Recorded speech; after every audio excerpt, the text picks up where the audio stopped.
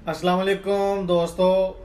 पाकिस्तान में एक नया कानून नाफिज हो गया है कि जिनके पास गैर कानूनी हथियार हैं वो फ़ौरन उसे जाके जमा करवा दें सीसीडी के दफ्तर में, और जिनके पास कानूनी हथियार हैं वो उसको एक दफ़ा वेरीफाई करवाएं ताकि उन्होंने किस लिए रखे हुए हैं और उन्हें किस लिए चाहिए।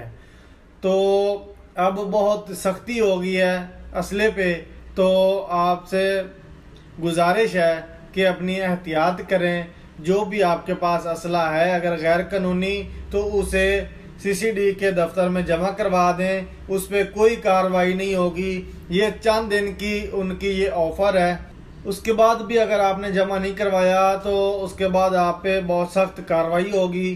तो लिहाजा कोशिश करें कि जो उन्होंने ऑफ़र दी हुई है उनके दरमियान ही आप जो असला आपके पास गैर कानूनी है वो जाके आप उन्हें जमा करवा दें।